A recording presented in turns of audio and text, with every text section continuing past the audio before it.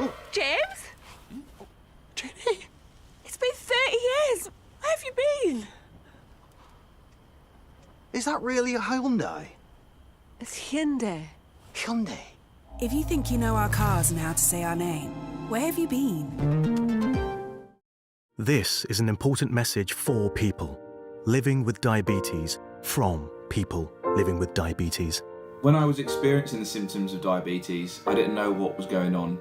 You go on the internet and it's full of horror stories. I didn't understand about carbs, I didn't understand about blood glucose levels. That's why the support I get as a Diabetes UK member is so important.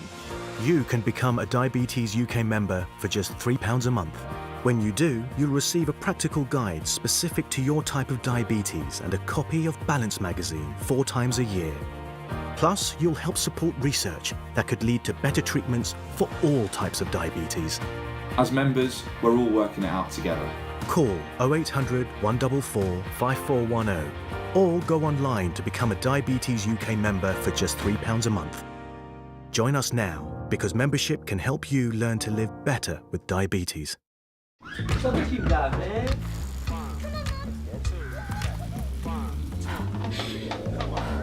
that resistance up, give me what you can. That was lit. So just hold it here, team, and breathe. Let's hustle hard. Let's get it. Nice work. Smashing it over there.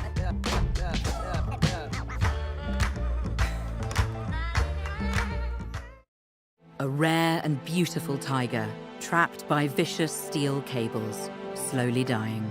Another victim of wildlife crime. Adopt a better future for tigers with WWF and help stop their painful deaths. We'll send you an exciting adoption pack with a cuddly toy. Call 0800 035 7100 or search WWF Tiger and adopt a tiger for just £3 a month. We must do all we can to keep them alive. Hello. How was Iceland? It was good, I guess. Had a few issues here and there. Didn't you check Brighton? No, the sun wasn't bright at all. Iceland, you know. Wait, you don't know Brighton? They must have missed out on some seamless visa assistance. Plus extra baggage allowance and 24/7 customer support. I mean, there's a reason they're rated excellent on Trustpilot. Brighton Travel, making travel brighter.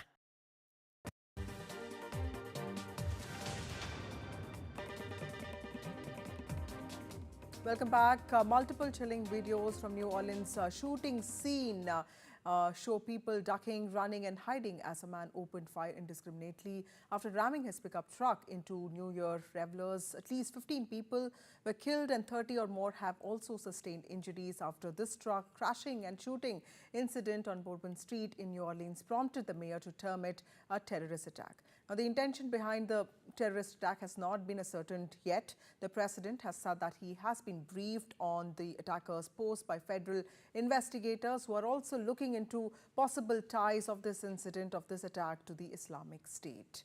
Let's look at this special report before we go to our guest. It is usually a moment of inspiration and resolution as billions unite across the world with the year ending. However, a speeding pickup truck in New Orleans has changed the way many people feel about the special day, as a 42-year-old US Army veteran used the occasion to kill and maim and ruin lives forever. Security camera footage has emerged of suspected terrorist Shamsuddin Jabbar driving his pickup truck down a packed Bourbon Street in New Orleans on New Year's Day before being shot dead by the police. This man was trying to run over. US cops have described Jabbar as a terrorist, while the FBI said an ISIS flag was located in the vehicle. A video circulating on social media showed Jabbar's white pickup truck inching through Canal Street traffic before taking a sharp turn down Bourbon Street. Other graphic videos have emerged showing the extent of damage and injuries and the level of depravity shown by the attacker. The authorities probing the case have said that the suspect was not solely responsible for the attack. Reacting to the incident, US President Joe Biden has said that Jabbar had expressed a desire to kill before the deadly New Orleans rampage. The FBI also reported to me that mere hours before the attack, he posted videos on social media indicating that he was inspired by ISIS, expressing a desire to kill.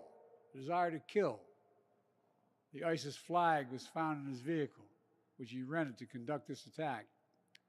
Possible explosives were found in the vehicle as well, and more explosives were found nearby. The situation is very fluid, and the investigation has a preliminary stage. In a social media post, President-elect Donald Trump has attacked the Democrats and said that the incident was an act of pure evil. He erroneously reignited the debate over immigration and crime following a tragic car ramming incident, as the suspect doesn't fit that profile. Thousands of kilometers away, another shocking incident rattled the nation as a Tesla Cybertruck exploded in front of a Trump hotel, killing one person. Authorities are investigating a possible link between the Cybertruck explosion and the suspected terror attack in New Orleans. The exact motive of the attack is not yet known, with authorities working round the clock to zero in on clues that can lead them to some concrete answers. With Vishal Vivek, Bureau Report, Ndtv. Carolyn Malone joins us from Washington, D.C. Thank you so much, Carolyn, for joining us. Tell us, what do we know so far on the investigation that has been launched into this case? Because so much has emerged on the background of the attacker, but what is it that we know for sure on this case?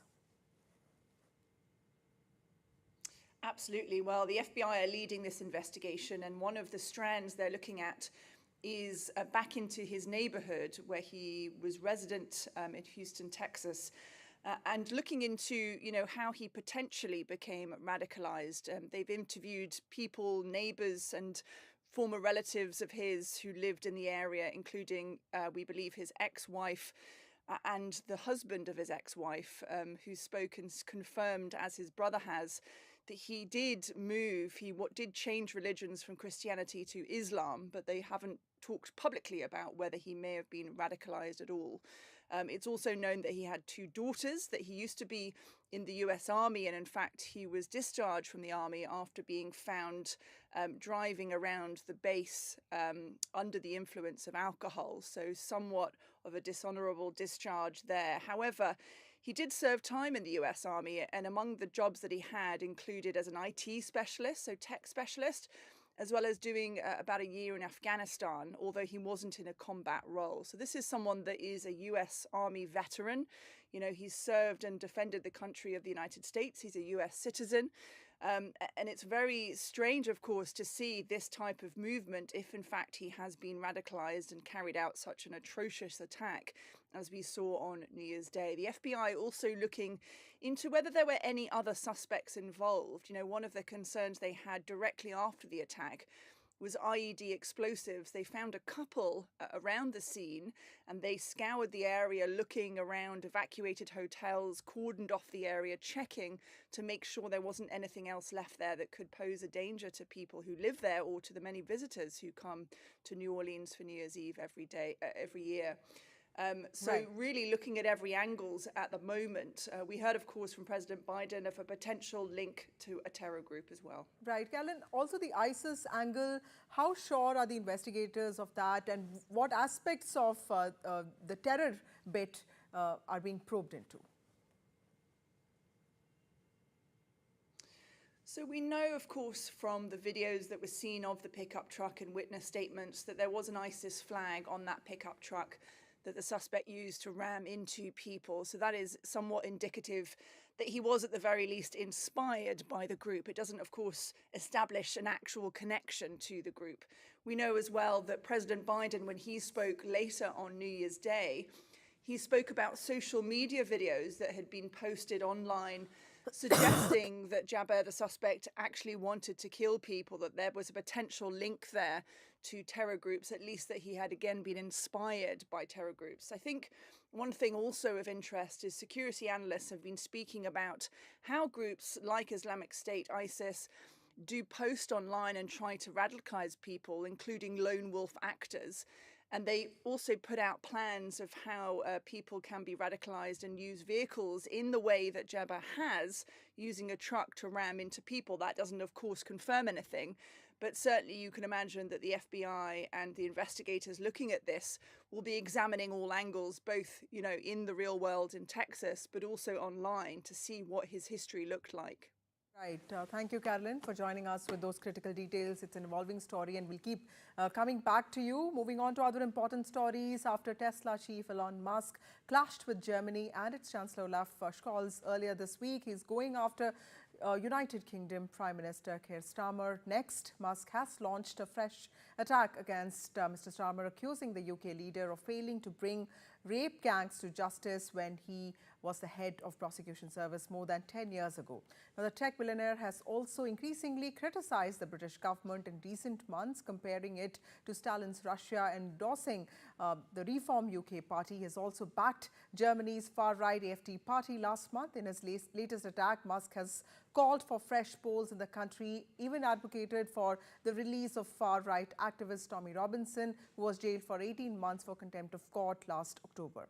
Elon Musk has claimed that very few businesses want to invest in Britain under the Labour Party, a claim that Starmer has refuted. To discuss this further, we have with us Nicholas Nugent, who is a British journalist, and he was former BBC editor from London. We also have Professor David K. Johnston, Professor of Public Policy, Rochester Institute of Technology. Thank you, both of you, for joining me on this broadcast. To you, Nicholas, first, how do you see Elon Musk's recent and also statements that he has given out in the past few months against the UK Prime Minister? Do you see this as something that he does on a regular basis? And what do you think are the important political undertones to these statements? Well, I think perhaps the risk that you're suggesting to British democracy is rather overrated.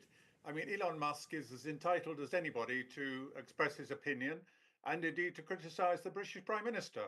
But it bemuses us as British citizens, the topics he's choosing, because, I mean, I could criticise the Prime Minister for his policy on illegal migration that doesn't seem to have stopped the small boats arriving, or indeed people are criticising him for having professed pro-economic growth, investment in industry, and it's not really working very well. These are the issues of the moment.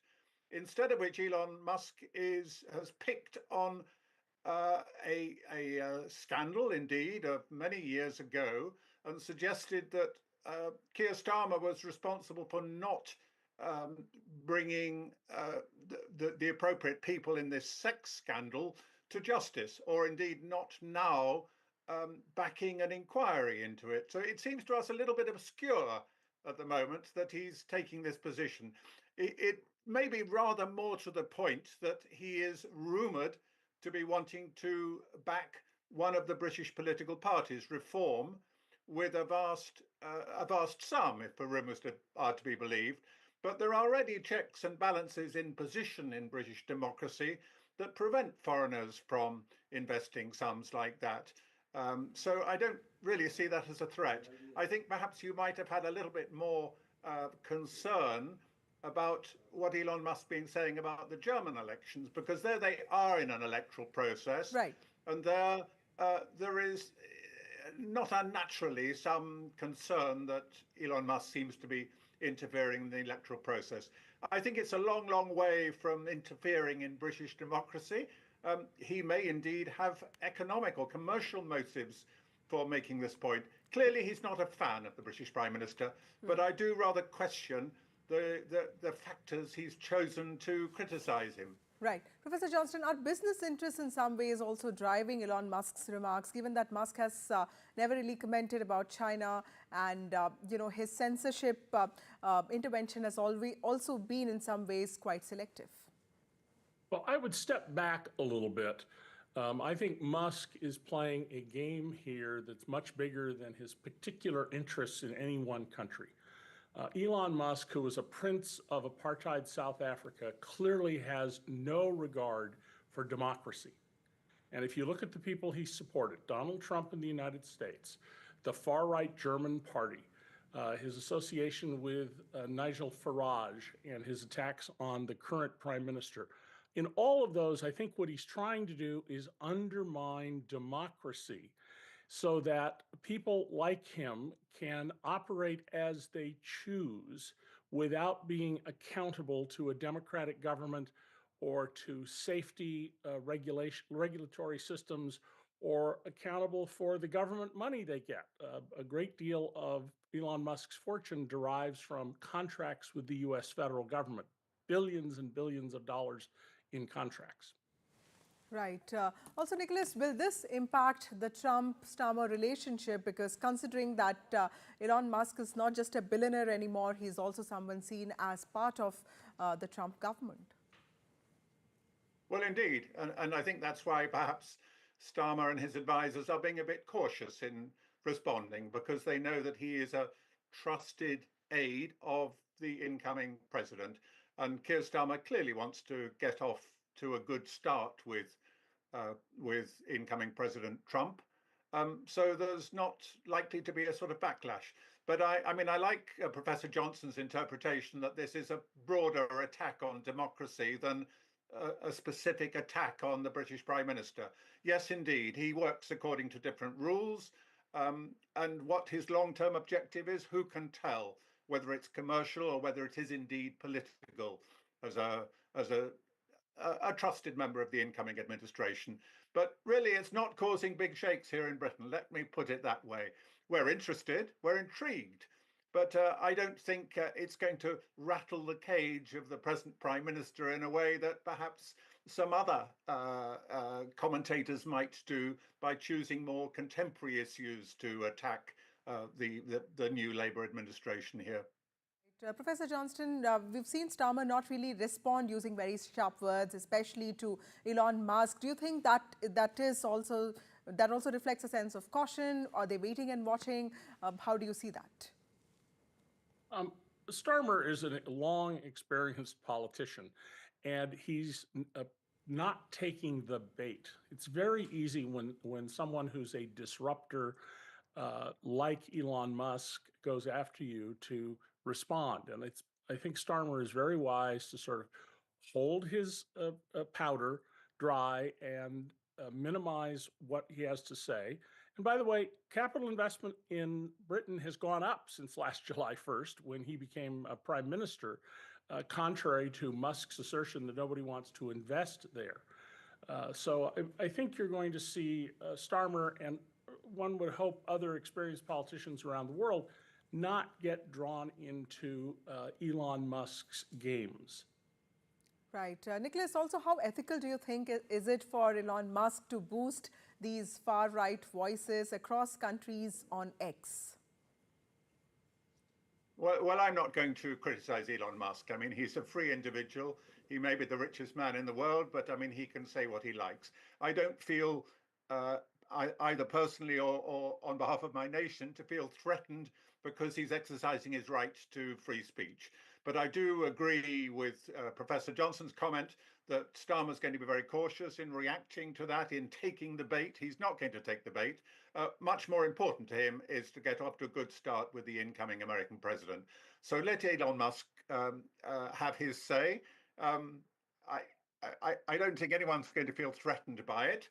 We're just interested to see the game he's playing. I think even the Germans are not feeling threatened by it because, yes, he can state his opinion, but I don't think that's going to change the course of democracy in Germany in the short term at any rate. So let's just see what happens. Democracy has its own inbuilt strength, and I think it's going to hold together in Germany and indeed in the longer term in Britain. Johnston, the same question to you, sir. What do you think of Musk, boosting far-right voices on X? Do you think that this is ethical? Well, first of all, it's his business that he owns lock, stock, and barrel, and he can do what he wants with it because since it's on the internet, not over the airwaves the public owns, it's not subject to content regulation. Is it, however, a moral thing to do? No, of course not. he is trying very hard to persuade many people that if they give up their liberties and they give up democracy, they will be better off. I can see how he believes that is in his interests, both commercial and psychological, but that's not selling particularly well in the United States, the UK, or Germany. And I agree with Mr. Nugent that democracies have a lot of vitality to them. You can lose a democracy. Look at Hungary and Viktor Orban. And so we need to be very careful and cautious and watchful of people like Elon Musk and the people he associates with. But we shouldn't assume that we live in a house of cards that can be blown over. Right. Closing remarks from you, Nicholas. Your last words on, with Musk's fixation with the UK, and how are people of the country looking at it? I think it all needs to be put in perspective. And frankly, that's how I see it. It's small. It doesn't really matter very much. Yes, he may own one of the biggest communication tools of the modern age, but it doesn't mean the people of Britain, for example, or indeed of Germany, are going to rise to the bait and follow the Musk philosophy. He's having his say, and as a great believer in free speech, why shouldn't he have his say? You're giving me my say now. I just happen to have a rather different opinion. What matters in elections is who people vote for and their trust in the individuals who are standing for election. Elon Musk is not standing for election. He's trying to be one of these sort of modern animals called an influencer. Well, I think there's a limit to how far that influence will reach, certainly beyond the United States, and I would suggest even within the United States. Let him have his say. I don't think it's going to cause any great upsets in any country, frankly. Right. Thank you both of you for joining me on this broadcast. It's time for a short break. More news and updates on the other side.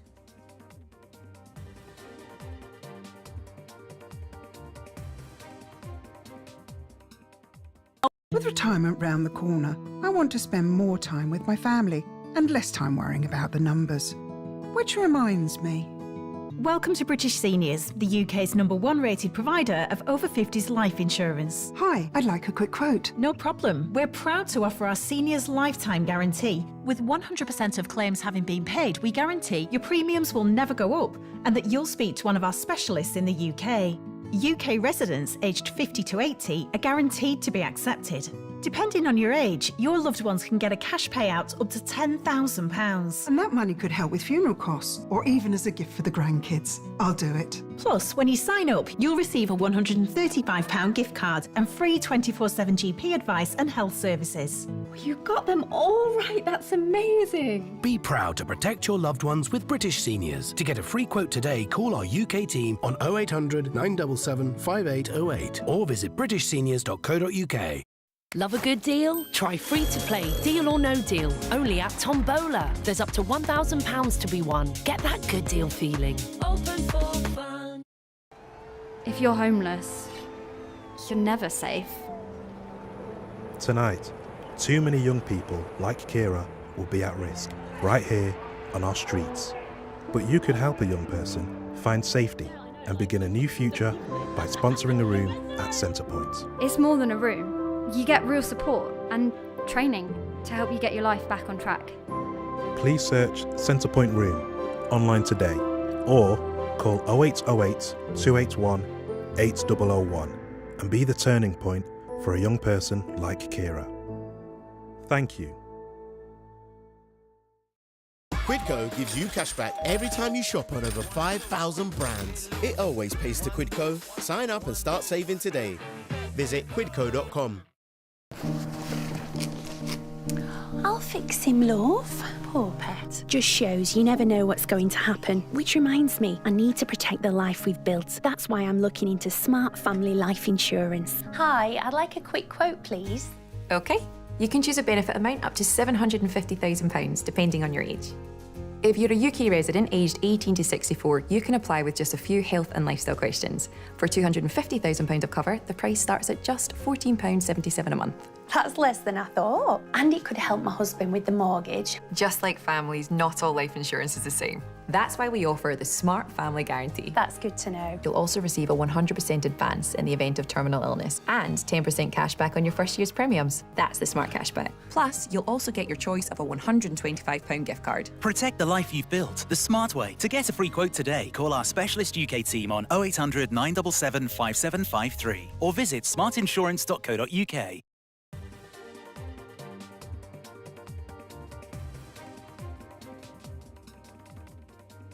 In a fresh blow, the Prime Minister of Canada, Justin Trudeau, was met with harsh heckling and calls to leave while on holiday at a ski resort in British Columbia. The crowd at Red Mountain Resort in Rossland loudly booed and mocked Trudeau, urging him to depart the province. In a video shared on X, Trudeau, whose popularity has dropped sharply in last few months, was seen confronted by a member of the public in a parking lot where she sharply asked him to get out of the town. This comes as Prime Minister faces increasing pressure to step down, even as members of his own Liberal Party, after nearly a decade in office, have spoken out against him. Trudeau's approval has also fallen in the midst of concerns over rising cost of living and also inflation. Mr. Prime Minister, please get the out of BC. Have a wonderful day, man. Yeah, you. As political turmoil deepens in South Korea, impeached President Yoon Suk-yeol is still resisting arrest for a third day, vowing to fight authorities who are seeking to question him over his failed martial law attempt. His controversial declaration sparked impeachment, leaving him facing possible arrest, imprisonment and even death penalty. In a letter that was released Wednesday, Yoon has sent a defiant message to his conservative supporters gathered outside his home in Seoul, promising to fight to the end against what he calls anti-state forces as authorities prepare to overthrow him over last month's martial law order. It still remains unclear when or how police might make that arrest, especially with Presidential Security Service blocking investigators from accessing his office and residence with a search warrant.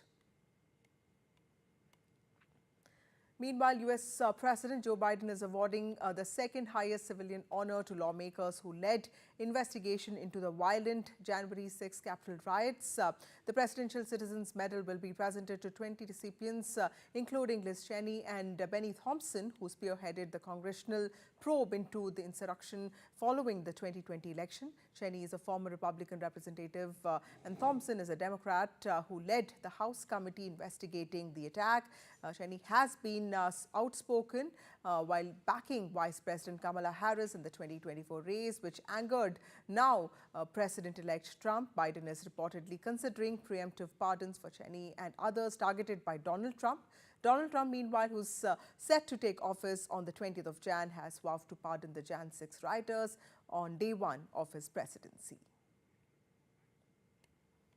Meanwhile, the Sports Ministry in India has said ace shooter Manu Bhaker and chess world champion D. Gukesh and all four athletes will be getting the Dhyan Chand Khel Ratna Award.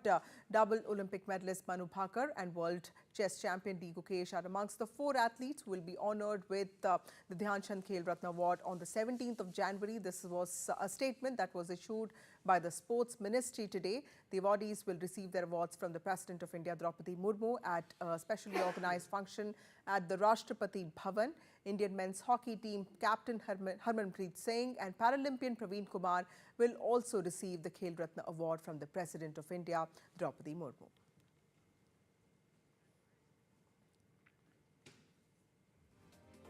That's all we have for you on India Global today. See you tomorrow.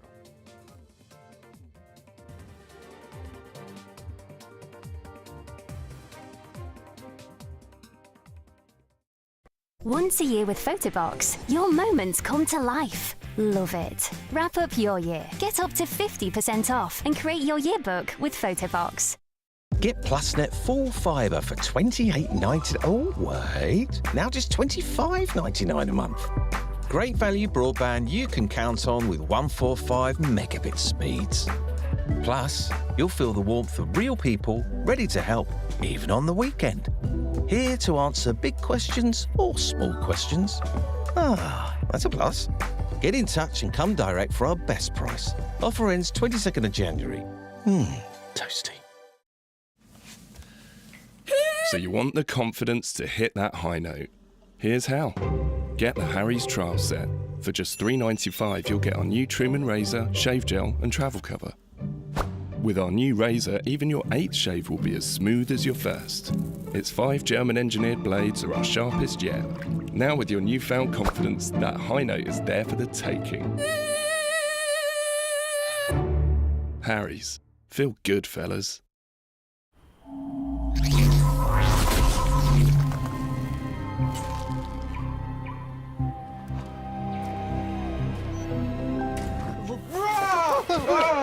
James? Jenny? It's been 30 years. Where have you been? Is that really a Hyundai? It's Hyundai. Hyundai? If you think you know our cars and how to say our name, where have you been? Who doesn't love a good deal? Meal deals.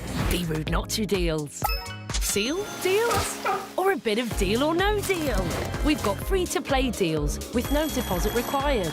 And up to £1,000 to be won every day. Get that good deal feeling only at Tombola. This mother rhino would do anything to protect her baby. But when poachers come armed with guns and chainsaws, how can she protect herself? Please adopt a rhino with WWF for just £3 a month. Call 0800 035 7660 or search WWF Adopt a Rhino. We'll send you this adoption pack with a cuddly toy. 3 rhinos are killed every day. We need your help to keep them safe. Hello. How was Iceland? It was good, I guess. Had a few issues here and there. Didn't you check Brighton? No, the sun wasn't bright at all. Iceland, you know. Wait, you don't know Brighton? They must have missed out on some seamless visa assistance. Plus extra baggage allowance and 24/7 customer support. I mean, there's a reason they're rated excellent on Trustpilot. Brighton Travel, making travel brighter. From interesting tech startups to industry-leading companies, politics, sports, culture, curry, cricket. Oh, there's so much to talk about. Like me, if you too thrive on interesting conversations, this is a show you cannot miss. Watch this space to know more about all matters and all people that make Britain what it is today. Out of Britain, with me, Radhika Iyer.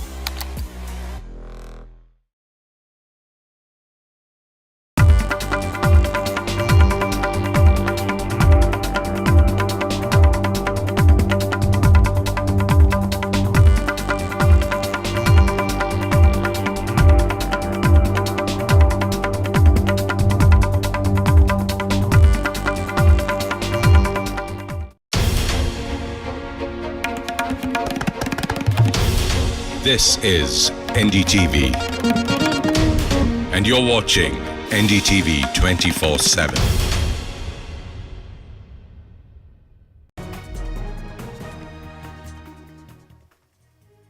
Hello and welcome to the Southern View. I'm Veera Raghav. Lots lined up on the show this evening, including Chandrababu Naidu's categorical comments on vendetta politics and the Adani Green controversy in Andhra Pradesh. But first, the headlines that we're tracking this hour. Prime Minister Modi to inaugurate Veer Savarkar College for the Delhi University. The Congress hits out, says BJP has no icons of its own and that Savarkar supported the British.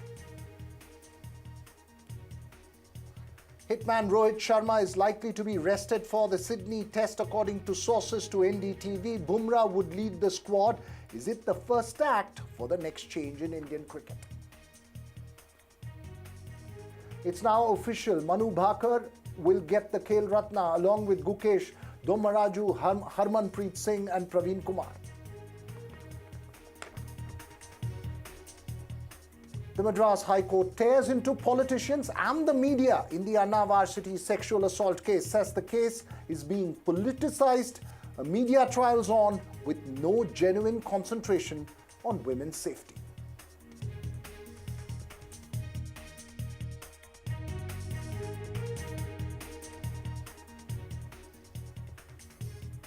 Well, our top focus this evening, Andhra Pradesh Chief Minister Chandrababu Naidu has categorically stated that in the absence of any evidence, there is no question of any action on Adani Green Energy Limited or the power purchase contracts with the Solar Energy Corporation of India, stating that the credibility of the state government is at stake, underlining credibility of the state government is at stake, and that there is no proof yet in the allegations made. He pointed out that any action on the contract would invite stiff penalties in the absence of any evidence. He also emphasized that he doesn't indulge in vendetta politics, and that though he could easily file cases in this controversy against former Chief Minister Jagan Mohan Reddy, he will not do so and allow vendetta politics to affect the state's interests.